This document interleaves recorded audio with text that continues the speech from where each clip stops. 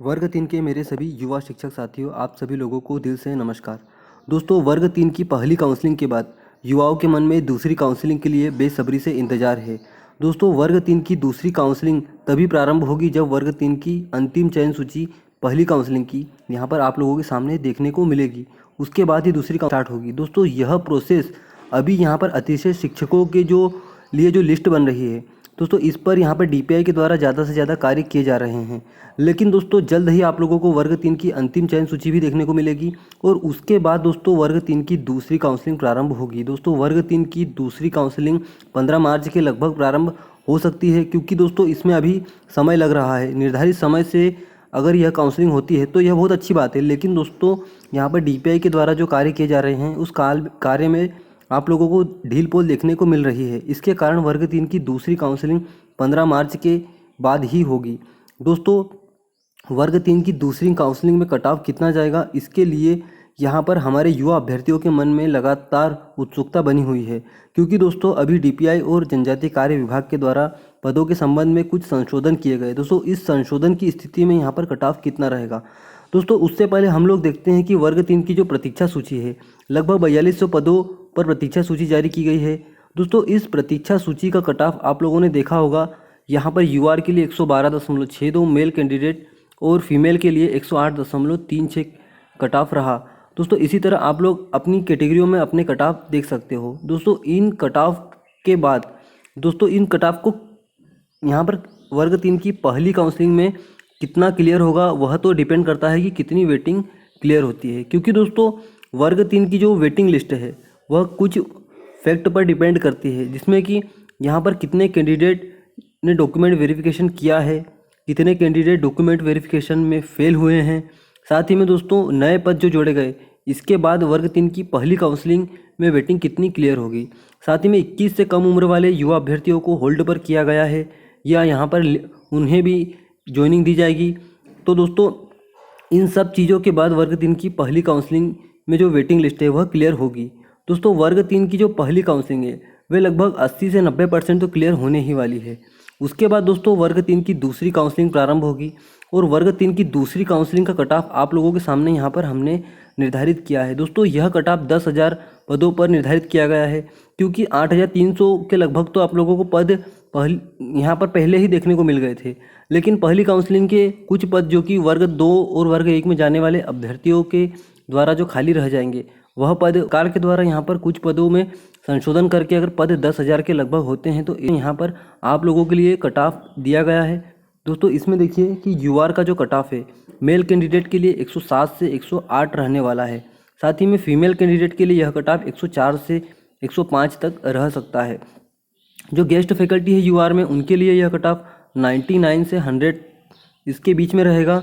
दोस्तों, इससे ज़्यादा कट ऑफ ना ही इससे कम कट ऑफ जा सकता है। इससे कम कट ऑफ दोस्तों जा सकता है, लेकिन अगर पद वृद्धि हुई तो। और दोस्तों, गेस्ट फैकल्टी में फीमेल का जो कट ऑफ है वह कट ऑफ 94 से 95 तक चला जाएगा। दोस्तों, इसके बीच में ही आप लोगों को कट ऑफ देखने को मिलेगा। बिल्कुल दोस्तों, यह कट ऑफ 100% सटीक कट ऑफ है। स्क्रीनशॉट लेकर रख लीजिए, यहाँ पर कट ऑफ यही रहने वाला है, इसमें थोड़ा सा भी संशोधन नहीं होने वाला है।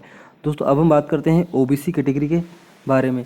ओबीसी कैटेगरी में यहाँ पर नॉन गेस्ट में मेल का कट ऑफ 100 रह सकता है। दोस्तों, यह कट ऑफ 10,000 पदों पर बनाया गया कट ऑफ है। दोस्तों, इससे कम अगर पद रहते हैं तो कट ऑफ में थोड़ी यहाँ पर वृद्धि देखी जा सकती है। फीमेल कैंडिडेट के लिए यह कट ऑफ 100 से लेकर 101 के बीच रहेगा। दोस्तों, 99 वाली फीमेल का भी यहाँ पर संभावनाएं हैं। साथ ही में गेस्ट फैकल्टी में अगर हम फीमेल की बात करें तो उनके लिए यह कट ऑफ 97 से 98 तक रहने वाला है। और दोस्तों, फीमेल कैंडिडेट के लिए यह कट ऑफ 92 से 93 तक रहने वाला है। दोस्तों, अब हम बात करते हैं ईडब्ल्यूएस कैटेगरी के बारे में। ईडब्ल्यूएस के लिए यहाँ पर कैंडिडेट का कट ऑफ 104 से 105 तक रह सकता है। दोस्तों, अगर पदों में वृद्धि होती है तो यह कट ऑफ थोड़ा और कम हो सकता है। फीमेल कैंडिडेट की बात की जाए तो यहाँ 101 से 102 तक की फीमेल सेफ रहेगी और उनको चयन सूची में अपना नाम देखने को मिलेगा। और गेस्ट फैकल्टी की बात करें तो मेल कैंडिडेट में 99 से 100 तक के सेफ हैं। इन लोगों को यहाँ पर दूसरी काउंसलिंग में 10,000 पदों पर सिलेक्शन बिल्कुल मिलने वाला है। और दोस्तों, गेस्ट फैकल्टी की बात करें हम ईडब्ल्यूएस में तो 94 से लेकर 95 तक फीमेल का कट ऑफ रहने वाला है। दोस्तों लास्ट में हम बात करेंगे एससी कैटेगरी के बारे में, क्योंकि एससी कैटेगरी के दोस्तों पदों को अभी यहाँ पर डीपीआई और जनजातीय कार्य विभाग के द्वारा संशोधित किया गया और पदों की सबसे ज़्यादा वृद्धि की गई, प्लस 491 पद एससी के बढ़ाए गए।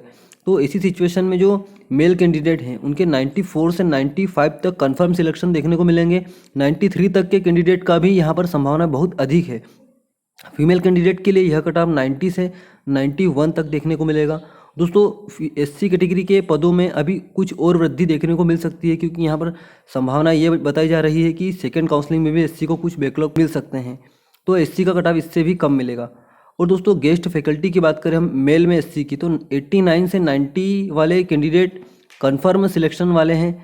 और दोस्तों फीमेल कैंडिडेट की बात किया जाए तो 77 से 79 के बीच की जो कैंडिडेट हैं उनका यहाँ पर वर्ग 3 की दूसरी काउंसलिंग में 10,000 पदों पर सिलेक्शन कन्फर्म देखने को मिलेगा। दोस्तों एसटी कैटेगरी यहाँ पर नील है, यहाँ पर एसटी कैटेगरी के पद फिर से बैकलॉग में जाएंगे। साथ ही में दोस्तों वर्ग 3 में ज़्यादा से ज़्यादा पद हो उसके लिए यहाँ पर हमारे युवा अभ्यर्थियों के द्वारा 12 फरवरी, 13 फरवरी और दोस्तों 16 फरवरी के दिन आंदोलन निर्धारित किए गए। 12 और 13 फरवरी के आंदोलन हो चुके हैं, कल 16 फरवरी का आंदोलन है। इसमें ज़्यादा से ज़्यादा अभ्यर्थी भोपाल में मौजूद है और डीपीआई के समक्ष लगातार अपनी मांग रखे। दोस्तों अगर हम लोग लगातार अपनी मांग रखेंगे तो वर्ग 3 के पदों में वृद्धि देखने को मिलेगी। यहाँ पर युवाओं की मांग है कि वर्ग 3 के पदों को 51,000 पदों तक किया जाए। तो दोस्तों ये तभी संभव है जब 51,000 की संख्या में लोग भोपाल में मौजूद होंगे, क्योंकि दोस्तों चुनावी प्रक्रम में अगर आप लोगों को पद मिल जाते हैं तो ये आप लोगों के लिए सबसे सुनहरा अवसर है। उसके बाद दोस्तों आप लोग कितने भी आवाज़ उठा लीजिए, आप लोगों की पद वृद्धि नहीं होगी। तो दोस्तों अभी मौका है, तैयार हो जाइए।